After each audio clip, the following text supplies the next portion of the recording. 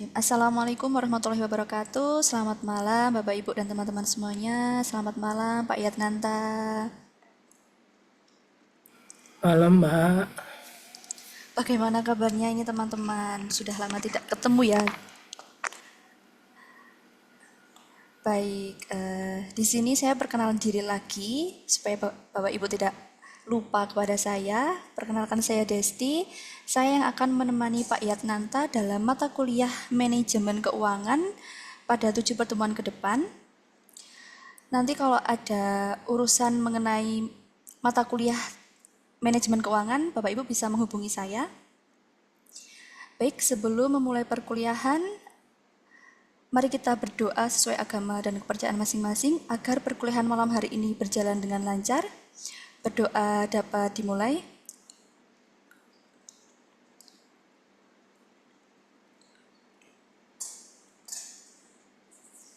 Berdoa dapat diakhiri. Saya minta waktu sebentar untuk pembacaan aturan perkuliahan, ya Pak.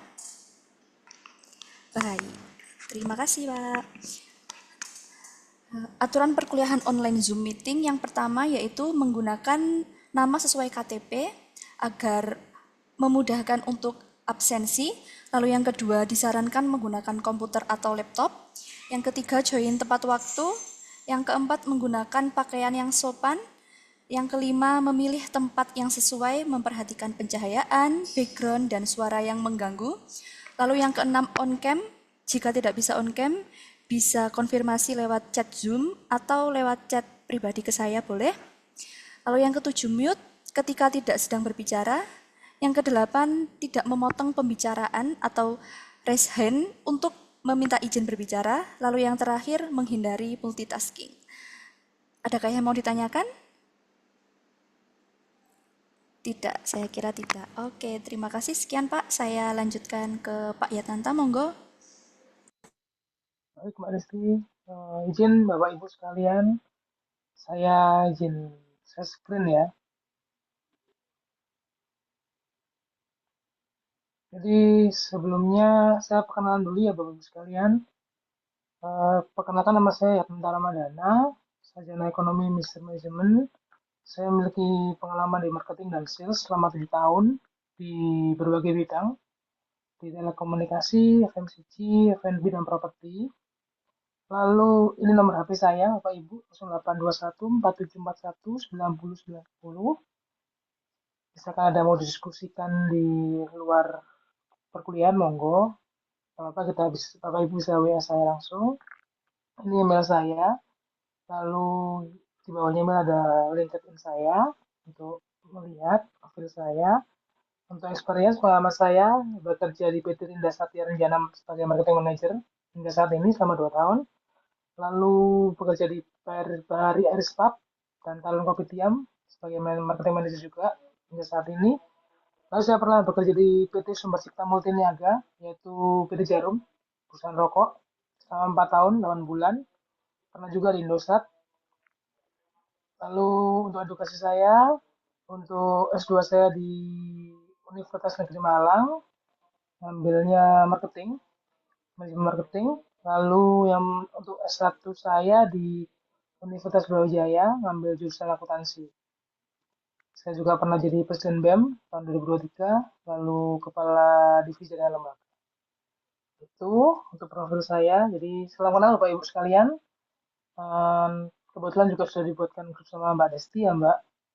Nanti kita bisa sharing-sharing di sana ataupun memang apabila ada hal yang ingin ditanyakan terkait suatu materi ataupun bahasan yang tidak bisa tersampaikan di kelas kita malam ini atau malam selanjutnya bisa japri ke saya nggih Bapak Ibu. Saya terbuka untuk diskusi gitu ya. Lalu untuk ini ya untuk mata kuliahnya ini kita ada 8 kali pertemuan. Jadi yang pertama itu ada pengenalan dan digabung sama laporan keuangan arus kas dan perpajakan. Lalu yang pertemuan keduanya ada analisa laporan keuangan satu dan 2. Pertemuan ketiganya analisa laporan keuangan ketiga dan time value of money. Lalu pertemuan keempat valuasi obligasi dan valuasi saham. Lalu yang kelima, biaya modal dan teknik penganggaran modal. Dan yang keenam, penilaian dan resiko investasi, serta pendanaan jangka menengah dan jangka panjang. Yang ketujuh, pengelolaan modal kerja satu dan modal kerja dua. Jadi, karena manajemen keuangan ini sedikit padat ya materinya ya.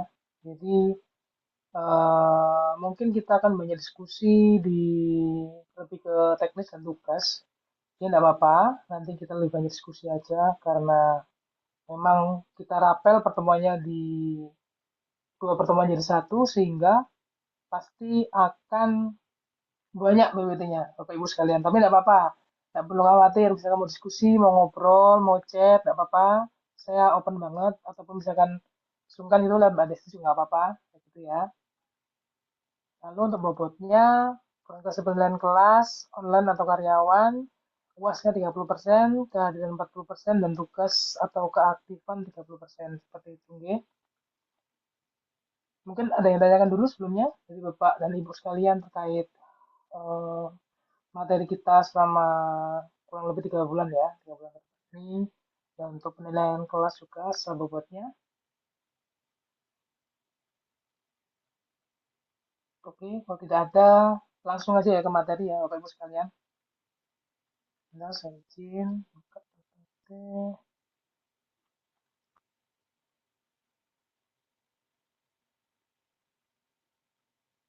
Udah tampak ya, Mbak Desti ya. Sudah Pak, kelihatan Pak. Oke, baik. Saya izin Bapak Ibu. Pertama kita akan pada pertemuan kita hari ini, yang pertemuan pertama kita hari ini menjelaskan tentang konsep dasar manajemen keuangan.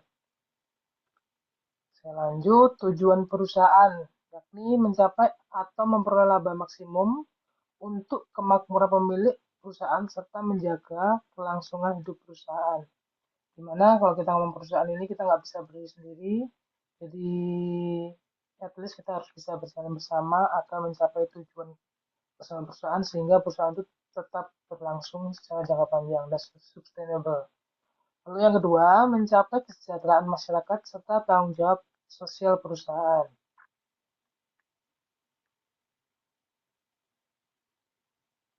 Lalu ini ya masalah-masalah apa aja sih yang sering datang di manajemen keuangan? Ini coba saya kulik sedikit untuk sekalian. Apakah investasi tersebut profitable? Lalu dari manakah dana pembiayaan investasi itu diperoleh? Lalu berapa besar kas yang harus ada di suatu perusahaan itu? Lalu berapa persediaan harus dipertahankan? Lalu haruskah laba yang diperoleh dipertahankan atau diinvestasikan atau dibandingkan? Dan yang terakhir, bagaimana kebijakan dividen dapat dilaksanakan secara optimal?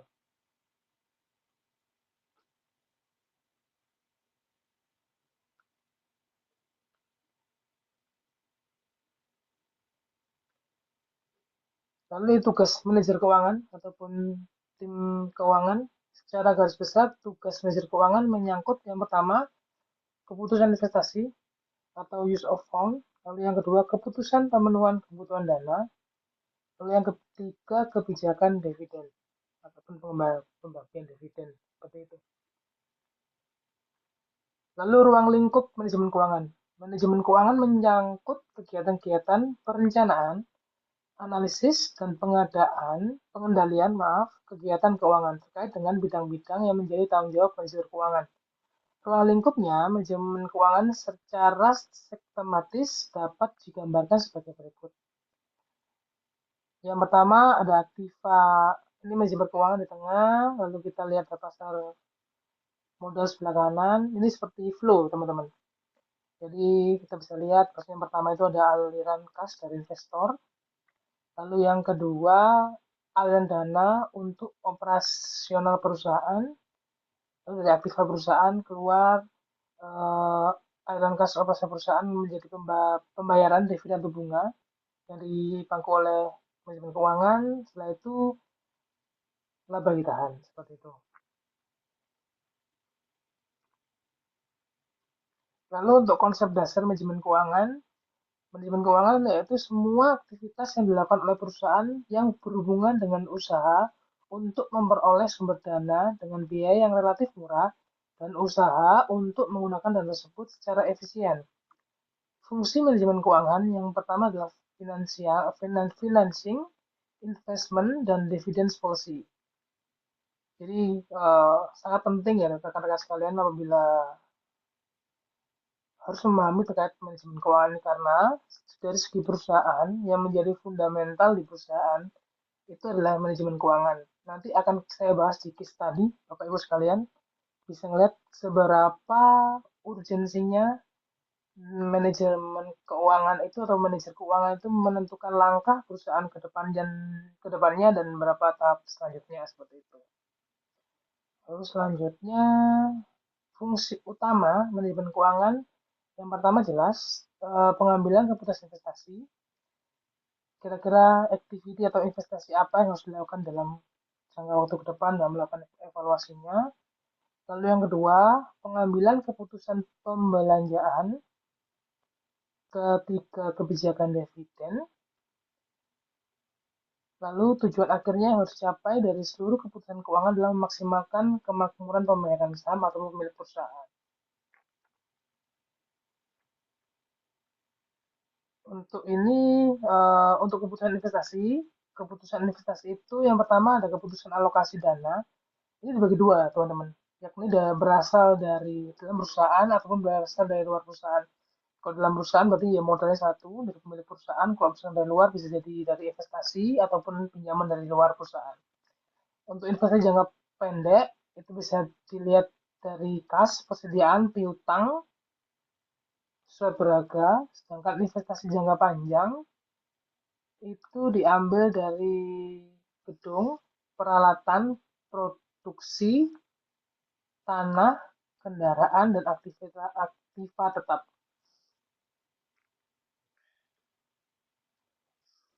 Selanjutnya, pertanyaan selanjutnya adalah terkait keputusan pembelian, bagaimana pembelanjaan kegiatan perusahaan dapat berlangsung secara operasional? Maaf, secara optimal. Lalu yang kedua, bagaimana memperoleh kebutuhan dana untuk investasi yang efisien? Lalu yang ketiga, bagaimana sih komposisi sumber dana yang optimal untuk dipertahankan? Lalu yang keempat, apakah perusahaan sebaiknya menggunakan modal asing ataukah menggunakan modal sendiri? Lalu yang kelima, bagaimana bentuk insentif terbaik untuk meningkatkan prestasi manajemen? Dan yang terakhir, adakah pengaruh keputusan pembelanjaan perusahaan terhadap nilai suatu perusahaan? Lalu yang ketiga, kebijakan dividen. Kebijakan dividen adalah keputusan apakah laba yang diperoleh perusahaan seharusnya dibagikan kepada pemegang saham dalam bentuk dividen kas dan pembelian kembali saham atau laba tersebut sebaiknya ditahan dalam bentuk laba ditahan untuk membelanjakan investasi di masa mendatang.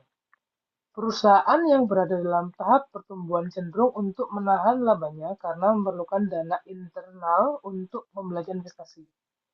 Yang menjadi permasalahan adalah konflik yang timbul antara pemilik, karyawan, dan manajer perusahaan, di mana ada kecenderungan manajer lebih mementingkan tujuan individunya daripada tujuan perusahaan. Nah, seperti yang digambar yang sebelum tadi, rekan-rekan sekalian, jadi secara manajemen keuangan itu atau manajer keuangan itu adalah yang sentral.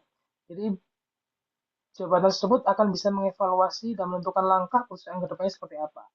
Meskipun terkadang dilemanya menjadi uh, manajer keuangan atau bagian keuangan itu adalah terkadang kita harus kontrak dengan beberapa divisi yang lain, bahkan sama owner kita. Tapi oleh karena itu kita belajar nih, bagaimana sih dapat menjawab beberapa pertanyaan yang saya sampaikan sebelumnya, sehingga kita bisa menentukan arah di perusahaan ataupun menentukan langkah dalam melakukan investasi ataupun langkah-langkah perusahaan ke depannya, seperti itu. Ini kebetulan mayoritas karyawan ya, Mbak Desti ya. Iya, Pak. Oke lah, jadi nanti Bapak Ibu sekalian bisa menjadi suatu pandangan baru atau ilmu baru yang bisa dikembangkan di ilmu baru yang bisa dipraktekkan langsung di dunia kerja, Bapak Ibu sekalian. Gitu. Lalu pengertian manajemen keuangan adalah semua kegiatan yang diarahkan untuk mendapatkan sumber dana dengan biaya murah dan menggunakan dana tersebut dengan efisien. Manajemen dana yang baik berkaitan dengan pengelolaan dana dalam berbagai bentuk investasi secara efektif maupun usaha pengumpulan dana untuk pembiayaan investasi atau pembelanjaan secara efisien. Ini ada gambarnya, Bapak Ibu sekalian, jadi bisa dilihat bahwasanya manajemen keuangan itu menentukan sumber dana sehingga pembelanjaannya itu pasif, lalu juga mengalokasikan dana untuk pembelanjaan aktif. Seperti itu.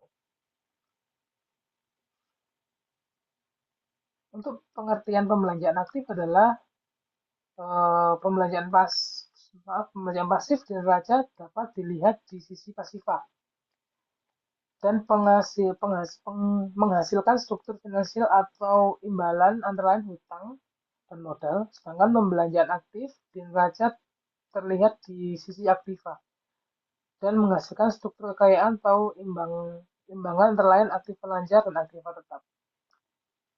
Ini pada pertemuan pertama ini lebih ke singkat-singkat saja di Bapak Ibu sekalian. Jadi pengertian-pengertian saja di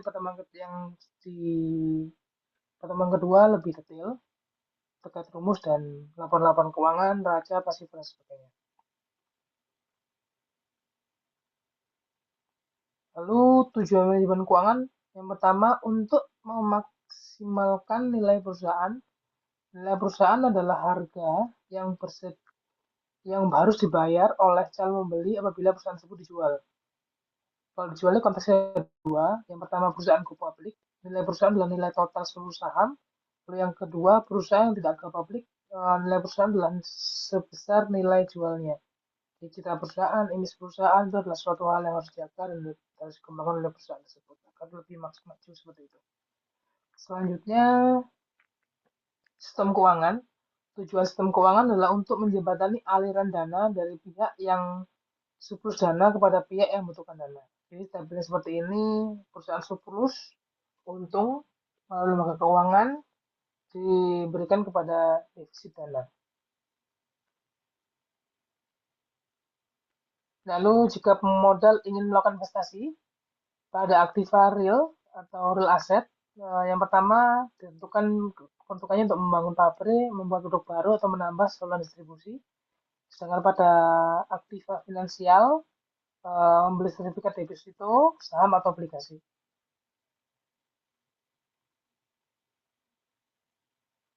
Lalu pasar keuangan atau financial market terdiri di atas lembaga dan mekanisme yang memungkinkan terciptanya aliran dana dari pihak yang mengalami surplus dana kepada pihak yang memerlukan dana. Pasar uang, tempat terjadinya transaksi aset keuangan jangka pendek atau short term financial asset. Terbentuknya pasar uang secara individu, perusahaan, pemerintah, dan lembaga keuangan lainnya memiliki kelebihan dana yang bersifat sementara sehingga memerlukan tempat untuk investasi jangka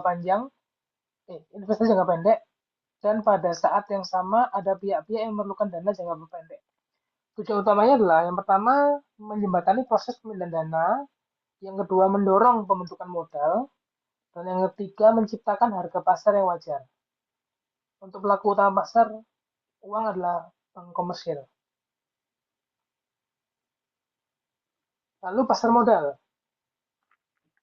Pasar untuk berbagai instrumen keuangan atau sekuritas jangka panjang yang bisa diperjualbelikan baik dalam bentuk utang ataupun modal sendiri, baik yang diterbitkan oleh pemerintah, public authority maupun perusahaan swasta.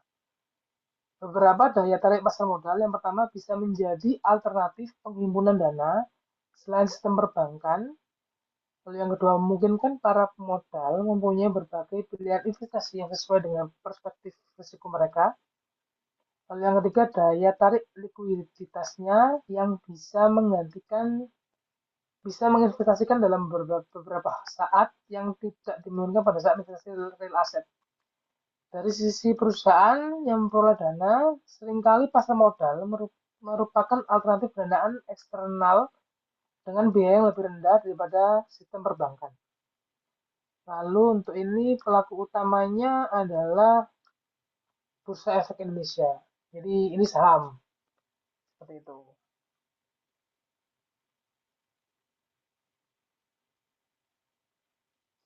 Lalu beberapa jenis surat berharga yang diperjualbelikan di pasar modal.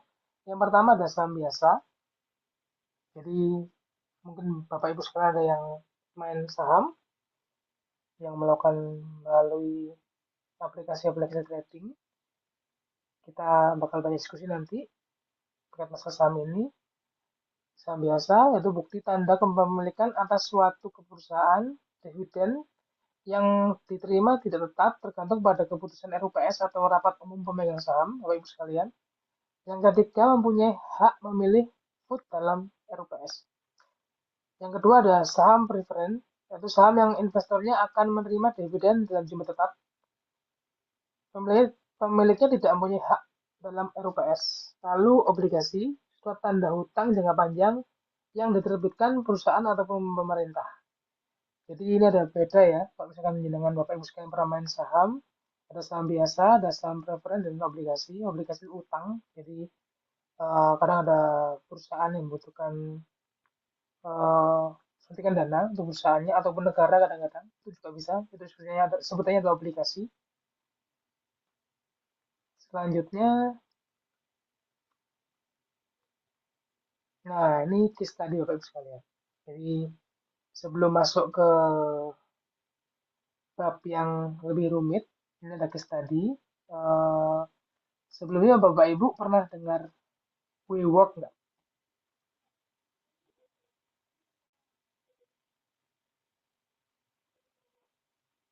Oke, ini coba saya jelaskan sedikit ya Bapak Ibu sekalian WeWork ya.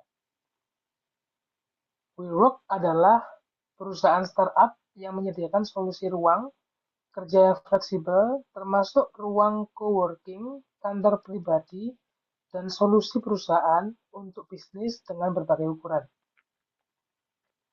Didirikan oleh Adam Neumann pada tahun 2009, pada tahun 2019, WeWork ini sudah hadir di 111 kota dan 29 negara. Ini perusahaan luar biasa pada waktu itu. Pendapatan tahunannya diklaim mencapai 3 miliar US dollar, namun tetap merugi. Nah, ini ada pertanyaan, kenapa kok pendapatannya besar tetap merugi? Untuk valuasinya sebesar 47 miliar dolar melalui SoftBank. Lalu EPO di tahun 2019 namun gagal karena pandemi virus COVID-19 yang menghantam semua model bisnis.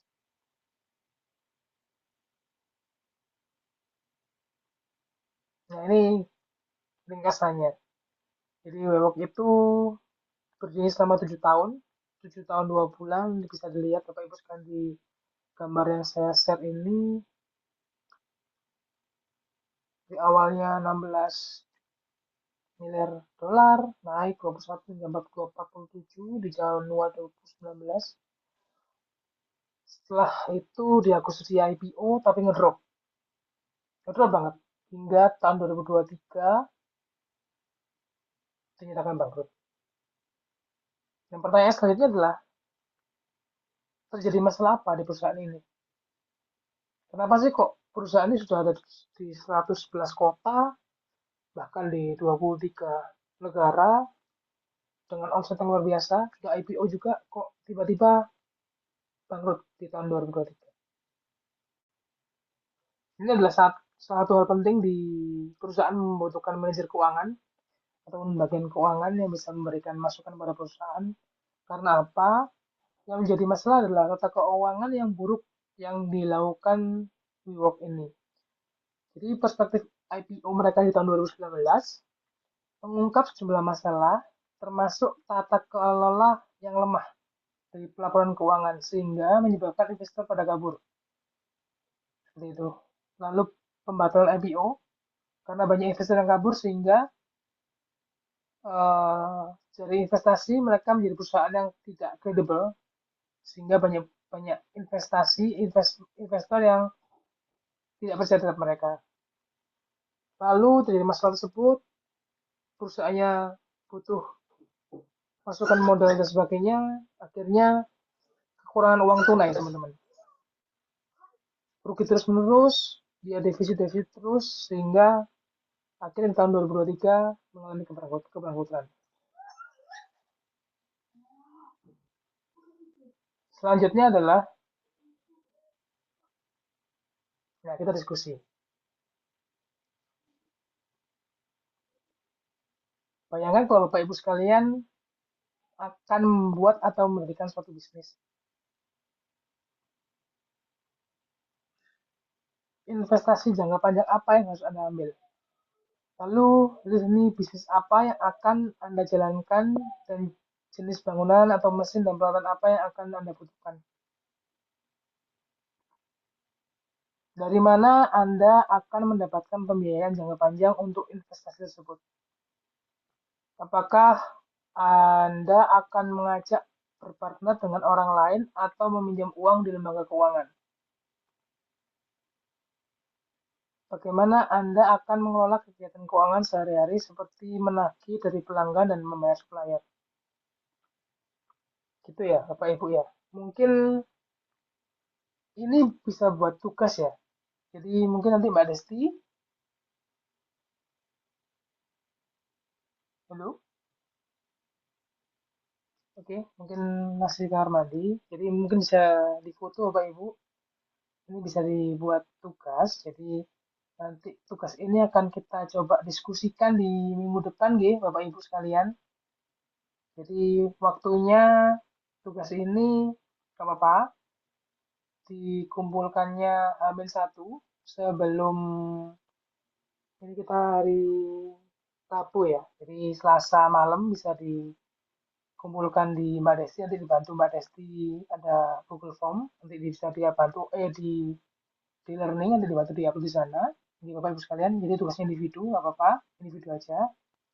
Jadi seperti ini, bayangkan jadi soalnya seperti ini, nanti saya kasih contoh.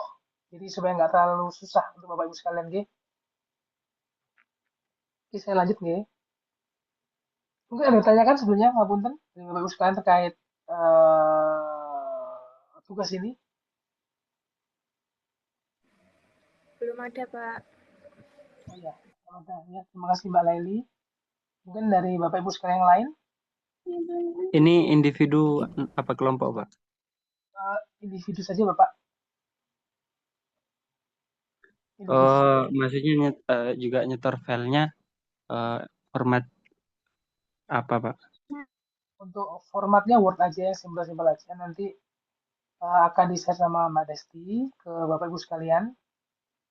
Word aja simple, nanti tinggal ngupload di Google Form. Nanti aku coba diskusikan sama Mbak Desti, nanti diinformasikan ke Bapak Ibu sekalian,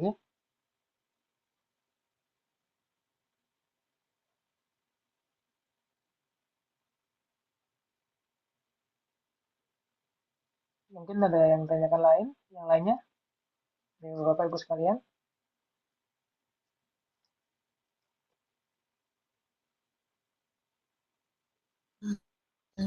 Permisi Pak, saya mau tanya. Ya, Bu Veronica. Maaf tadi saya kurang jelas dengernya. Kalau boleh tahu tadi pengumpulannya itu di mana ya Pak? Tugasnya dikumpulkan di hari Selasa, formatnya itu Word. Nanti dibantu ya Mbak Desti ya, buat Google Doc atau Google Form, Mbak? Atau di learning aja ya? Iya, nanti saya bikinkan Google Form, nanti saya upload di e-learning. Gitu, Pak. Iya. Terima kasih Mbak Desti. Mengumpulkannya individu atau kelompok ya, Pak? Individu aja, Mbak. Individu, oke boleh. Nggih. Mungkin ada lagi yang mau ditanyakan Bapak Ibu sekalian?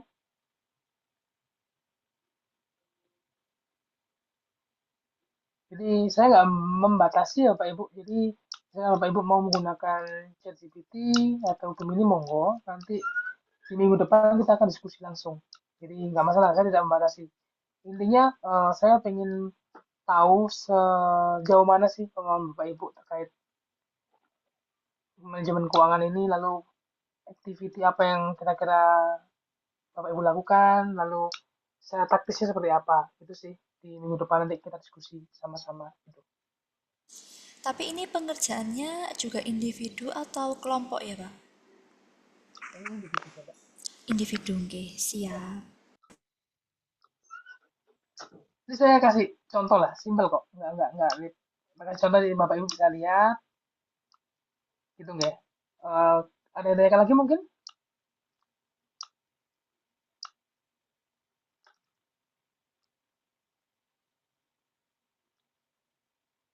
Kalau nggak ada, saya lanjut nggak? Ini yang coba saya kasih contoh. Jadi, ini kita sini coba saya kasih contoh grup apa yang pernah saya coba kerjakan ini, yaitu ada coffee shop. Saya pilih style jangka panjang, bangunannya 2 lantai, bergaya industri modern, setnya mesin kopi, gitu, sistemnya cold brew, sistem kasih digital dan sebagainya, furnitur kafenya, menggunakan peralatan dapur dan sebagainya, pendanaannya kombinasi model pemilik dan kredit usaha rakyat,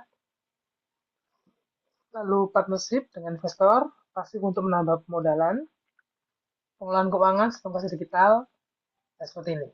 Contohnya seperti ini, buat simpel-simpel aja. Mungkin jadi foto Bapak Ibu. Ini saya ambil contoh yang coffee shop ya.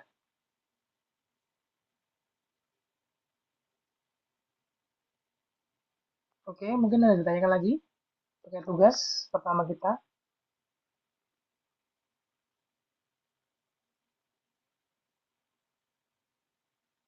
Oke, kalau nggak ada, saya lanjut ya ke sesi 2 Bapak Ibu sekalian.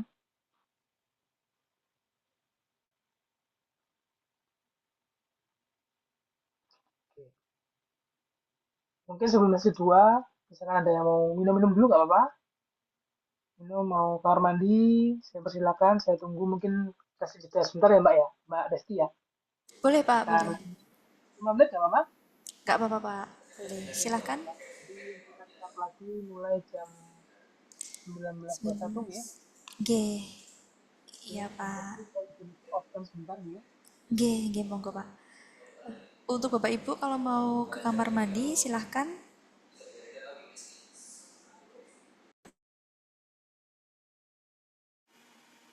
Halo, Halo, Pak. ya, dengar Mas suara saya ya? Kedengaran, Pak. Silahkan Bapak Ibu on cam lagi. Oke, kita lanjut ya Bapak Ibu sekalian ke bab yang kedua, yakni laporan keuangan, arus kas dan pajak. Bisa saya mulai nggih? Monggo, Pak. Baik.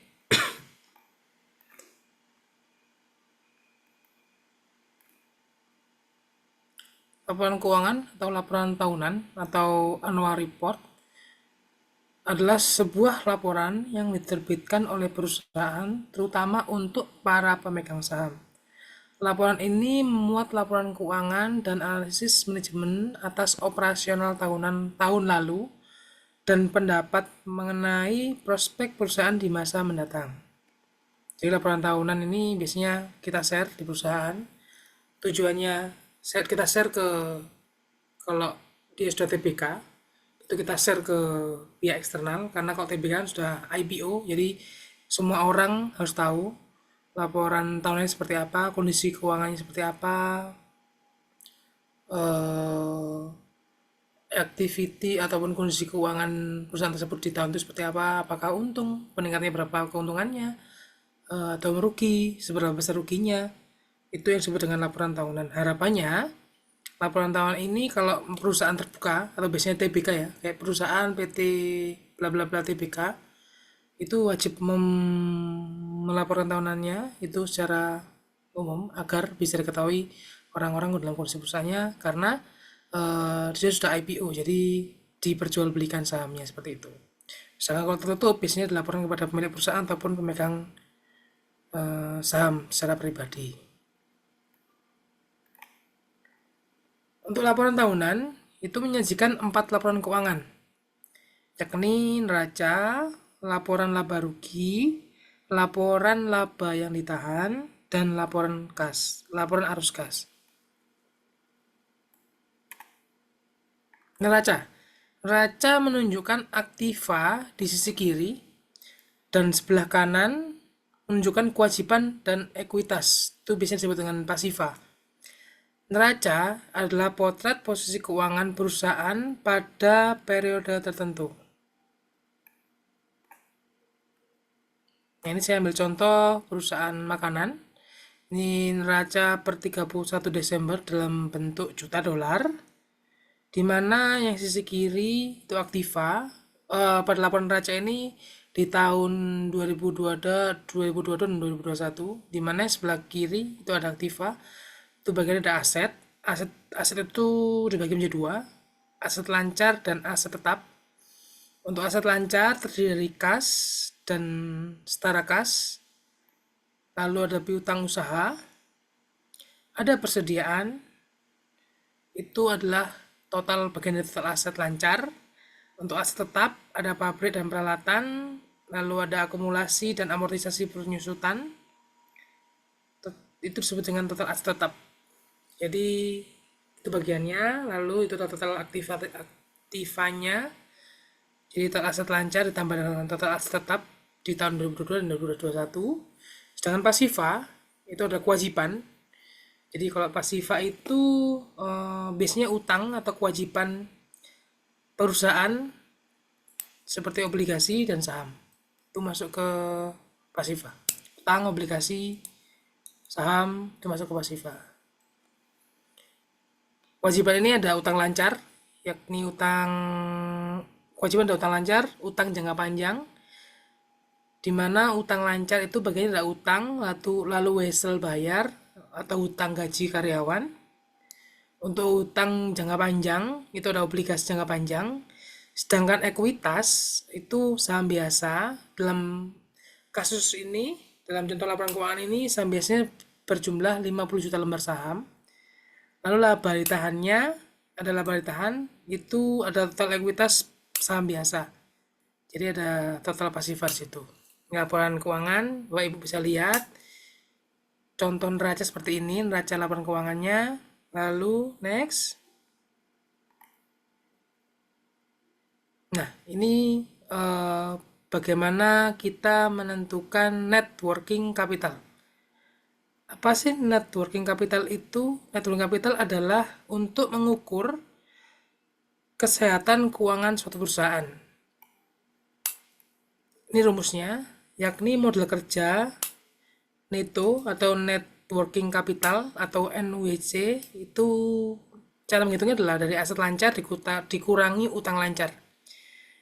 Dimana kita lihat di 2 tahun terakhir, yaitu tahun 2021 dan 2 tahun 2022. Saya izin balik ke slide sebelumnya Bapak Ibu sekalian. Saya ulangi, untuk aset NWC ini dikurangi dari aset lancar dikurangi dengan utang lancar.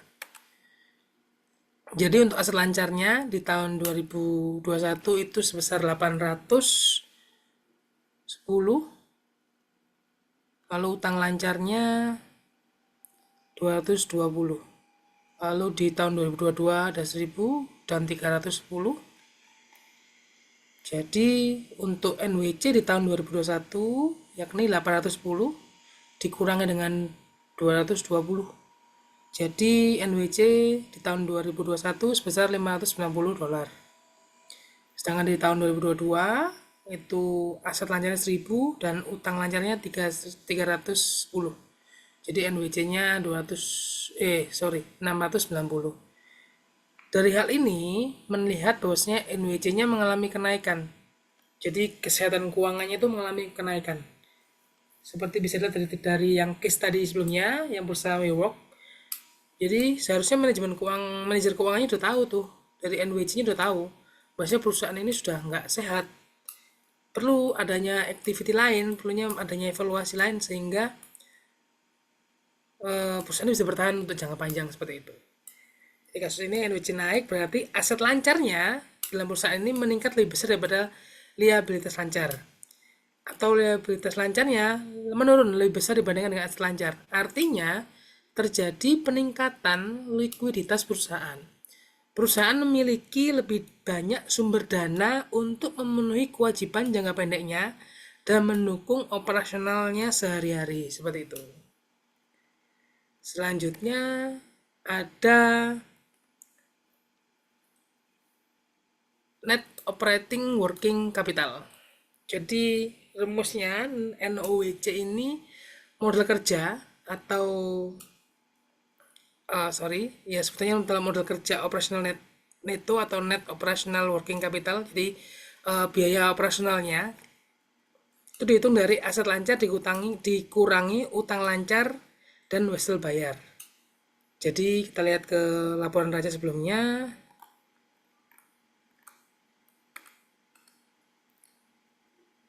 Aset lancarnya tadi 1000 ya, dan 810,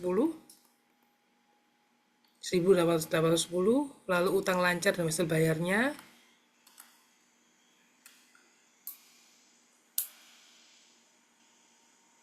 ada 2210 dan 310, lalu wesel bayarnya ada 60 dan 110. Ya. Jadi dilihat kalau NOWC tahun 2021 di mana dia surplus sebesar $650, sedangkan di tahun 2022 juga surplus mengalami peningkatan menjadi $800, sehingga dapat disimpulkan peningkatan modal kerja operating neto atau ONWC menunjukkan bahwa perusahaan memiliki lebih banyak aset operasional lancar dibandingkan dengan liabilitas operasional lancar. Perusahaan memiliki lebih banyak sumber daya yang digunakan dalam operasionalnya untuk mendukung pertumbuhan bisnis dan biaya kegiatan operasional sehari-hari. Jadi perusahaan lebih sehat. Jadi seperti case-nya tadi yang WeWork itu sudah laporan keuangannya itu nggak memungkinkan, otomatis kegiatan operasional juga memungkinkan. Jadi seperti layer-layer Bapak Ibu sekalian. Jadi kita lihat dulu dari segi keuangan kesehatan perusahaan itu bagaimana. Oh ternyata aman nih. Lalu kita juga lihat dari segi operasionalnya bagaimana. Kira-kira beban operasionalnya besar nggak sih? Lalu apa yang harus dievaluasi? Nah itu sebuah step Bapak Ibu sekalian. Jadi setelah kita menghitung NWC, lalu kita menghitung NOWC seperti itu. Selanjutnya kita masuk ke laporan laba rugi atau income statement. Laporan laba rugi menunjukkan hasil operasional perusahaan selama periode tertentu. Laporan laba rugi juga menunjukkan laba per lembar saham sebagai total akhir atau bottom line. Dengan perusahaan yang sama, Bapak Ibu sekalian, dapat dilihat bahwasanya ada penjualan itu di situ nominalnya 3 juta, di tahun 2022 3.000, di tahun 2021 ada 2.850 dan mengalami peningkatan di penjualan netonya. Lalu biaya operasional selain penyusutan amortisasinya juga di tahun 2022 mengalami peningkatan sebesar 2.616 dan di tahun 2021 2.467. Untuk biaya penyusutannya dan amortisasinya 190 dan 2021. Lalu total biaya operasional ada laba sebelum bunga dan pajak atau EBIT, lalu beban bunga, laba sebelum pajak dan sebagainya. Seperti itu. Nah untuk laporan laba rugi ini kita ada 3 hal yang perlu kita dapat perhitungkan. Yang pertama ada earning per share atau EPS. Itu maksudnya EPS itu adalah laba per lembar saham. Jadi kalau misalkan ada saham, ini hitungannya untuk saham ya. Saham itu bisa kita lihat keuntungannya per lembar saham seperti apa, lalu dividennya berapa, dan nilai buku per lembar sahamnya berapa. Itu bisa kita ketahui semua Bapak Ibu sekalian. Dimana untuk EPS itu dia diambil dari laba bersih dibagi saham biasa yang beredar. Jadi untuk laba bersihnya bisa dilihat di laba bersih setelah pajak atau EAT di tahun 2022 itu sebesar 117,5 dan 121. Nah ini tahun 2022 jadi sebesar 117.500 itu dibagi sebesar 50 juta lembar saham. Kok ada lembar sahamnya? Saham beredarnya kok muncul padahal di laporan raja ini, di laporan laba rugi ini nggak ada. Nah untuk 50 juta lembar saham ini diambil dari neraca Bapak Ibu sekalian. Jadi untuk mengetahui EPS Laba bersih dibagi dengan saham biasa yang beredar, jadi itu $2 sekian. Lalu DPS, dividen saham biasa itu diambil dari dividen. Jadi ini poin dividen di atas laba neto sebesar 57,5.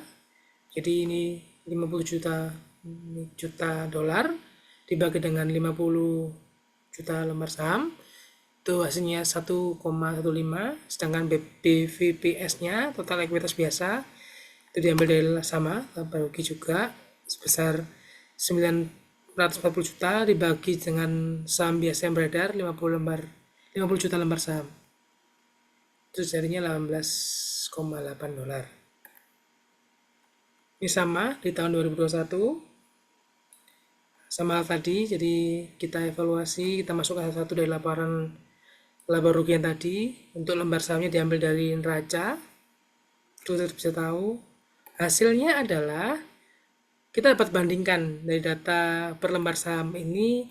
Harga saham biasanya itu di angka 23,06 di tahun 2021 26. Lalu laba per sahamnya di tahun 2022 sebesar 2,35 dan 2021 2,44 dan seterusnya, seperti itu. Jadi untuk mengevaluasi perkembangan saham setiap tahun Bapak Ibu. Jadi Bapak Ibu misalkan sudah melakukan investasi atau punya saham, ini juga bisa berguna untuk melakukan evaluasi atau menentukan langkah Bapak Ibu melakukan investasi di perusahaan mana, seperti itu. Lihat di laporan keuangannya atau laporan laba ruginya. Selanjutnya laporan laba ditahan atau statement of retained earning. Ini untuk menunjukkan perubahan laba ditahan di antara dua periode neraca. Jadi ini sama case tadi saya ambil contoh di perusahaan makanan. Intinya di laporan perubahan ekuitas ini yang pertama ada saldo ekuitas pemegang saham sebesar $880, laba bersihnya 117,5, dividennya 57,5, di mana saldo ekuitas pemegang saham di tahun 2022 sebesar 940, seperti itu. Lalu ada arus kas bersih atau net cash flow. Laporan arus kas yang mencakup faktor-faktor yang berdampak terhadap arus kas selama periode akuntansi, antara lain ada aktivitas operasional, lalu investasi dan pembiayaan dan pendanaan. Arus kas ini arus kas operasi adalah arus kas yang berasal dari operasi normal. Perbedaan antara arus pendapatan kas dan biaya kas termasuk pajak atas laba operasional. Arus kas ini berbeda dengan arus kas bersih karena tidak memasukkan beban bunga. Untuk arus kas investasi jangka panjang, aktivitas investasi yang mencakup investasi, membeli atau menjual aktiva tetap. Lalu untuk arus kas, pembiayaan dan pendanaan mencakup kas yang diperoleh selama tahun berjalan dengan menerbitkan utang jangka pendek, utang jangka panjang, atau saham. Selain itu, karena pembayaran dividen atau kas yang digunakan untuk membeli kembali saham atau obligasi, menurunkan kas perusahaan. Lalu laporan arus kas bersih atau statement cash flow adalah laporan yang melaporkan dampak dari aktivitas operasi, investasi, dan pendanaan oleh perusahaan pada arus kas selama satu periode. Ini contoh laporan arus kasnya, dapat dilihat Bapak Ibu sekalian. Yang pertama ada kegiatan operasional, ada laba neto sebesar 117,5, lalu penyusutannya sebesar $100, lalu kenaikan persediaannya minus 200, kenaikan piutang usaha berkurang sebesar 60, lalu utangnya naik 30 dan sebagainya dari kegiatan investasi jangka panjang, aktivitas pendanaan, lalu kenaikan wholesale buyer dan sebagainya. Rangkumannya, penurunan bersih kas dan sekuritasnya itu 70, minus 70, kas sekuritas pada awal tahun 80, dan hasilnya dari pengurangan ini kas dan sekuritas pada akhir tahun sebesar $10. Nah, apa sih beda arus kas bersih dan laba akuntansi atau net cash flow plus NCT. Bedanya adalah laba akuntansi itu penekanannya pada laba, jadi keuntungan, mengakui adanya transaksi yang tidak melibatkan kas. Sedangkan laba yang diperoleh dalam laporan laba yang diperoleh diambil dari laporan laba rugi. Sedangkan untuk arus kas, itu tujuannya untuk mencatat semua transaksi cash atau tunai. Arus kas dinilai memaksimalkan nilai saham karena menggunakan nilai pendapat dari cashnya, jadi itu dinilai lebih maksimal untuk menilai suatu saham di suatu perusahaan. Lalu net cash flow itu diambil dari laba bersih plus depresiasi. Catatannya NCF atau net cash flow ini didapat dari EAT ditambahkan ke penyusutan karena penyusutan adalah pos non kas, seperti itu. Lalu laba akuntansi atau arus kas, ini pertanyaan, kira-kira kita lebih baik melakukan evaluasi itu bagaimana sih? Apakah melalui laba akuntansi atau arus kas? Kalau laba akuntansi mencantumkan laba dan beban yang tidak tercantum dalam arus kas bersih karena tidak diterima atau dibayarkan dalam satu periode akuntansi. Nah, investor ataupun investor itu lebih tertarik pada proyeksi arus kas bersih daripada laporan laba rugi karena laporan kas menentukan dividen yang dibayarkan atau modal yang diinvestasikan untuk menunjang pertumbuhan perusahaan. Ini untuk menghitung laba operasional setelah pajak atau net operational profit after tax atau NOPAT. Laba yang diperoleh perusahaan ketika perusahaan tidak memiliki utang dan hanya memegang aset operasional. Rumusnya adalah NOPAT sama dengan EBIT atau laba sebelum bunga. Ini diambil dari laporan neraca lalu kurangi 1% pajak. Contohnya di EBIT tahun 2022 untuk NOPAT tahun 2022 283,8 dikali dengan 1 min 40%, pajaknya 40%. Lalu NOPAT tahun 2021 hasilnya 157 dan di tahun 2022 170,3. Dapat disimpulkan bahwasanya perusahaan ini sehat dan bisa dilakukan investasi pada perusahaan ini seperti itu. Next, arus kas bebas atau free cash flow (NCF), yakni sejumlah kas yang dapat diambil tanpa membahayakan kemampuan perusahaan untuk beroperasi atau beroperasional dan menghasilkan arus kas di masa mendatang. Rumusnya adalah FCF atau free cash flow, itu EBIT sama tadi ya, EBIT, lalu kurung buka 1 min pajaknya 40%, lalu ada penyusutan dan amortisasi, lalu belanja modal, dikurangi belanja modal plus NOWC.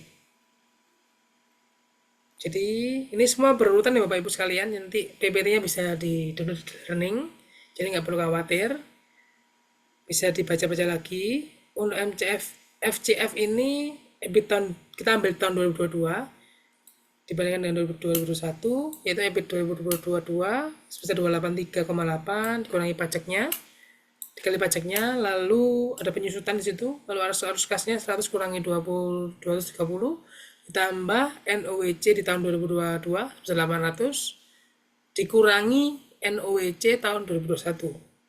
Lalu hasilnya adalah 109,7 Bapak Ibu sekalian. Lalu sistem pajak penghasilan individu, PBH individu, yaitu pajak atas dividen dan pendapatan bunga yang diterima perseorangan. Lalu keuntungan modal dibandingkan dengan pendapatan biasa atau capital gain versus dengan ordinary income. Lalu pajak penghasilan individu, jadi pajak atas dividen dan pendapatan bunga yang diterima perusahaan, lalu bunga dan dividen yang dibayar perusahaan, dan keuntungan modal perusahaan. Jadi untuk pajak ini biasanya kalau perusahaan itu ada dua, yaitu pajak penghasilan individu plus pajak penghasilan perusahaan. Lalu pajak pendapatan perusahaan tentang pendapatan bunga berupa bunga yang diterima oleh perusahaan juga dikenai pajak. Lalu tentang biaya bunga yang dibayarkan perusahaan adalah beban yang bisa dikurangkan, sedangkan dividen tidak. Maka sistem pajak lebih menyukai pembiayaan dengan utang daripada ekuitas.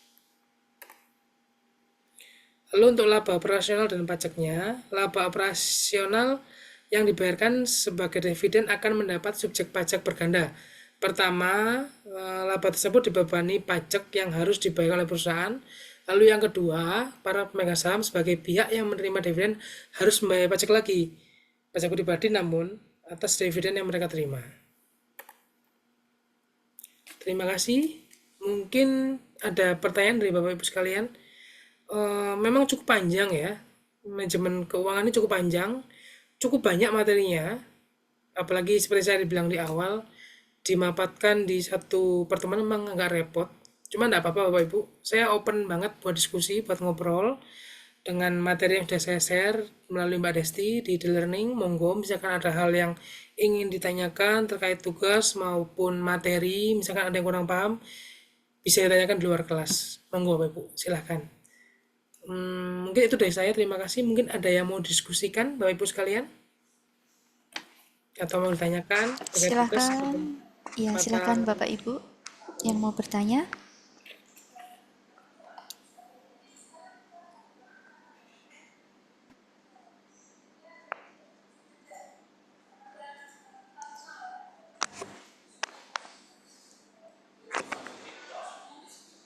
Kak Suci mau bertanya, Kak Lintang silahkan.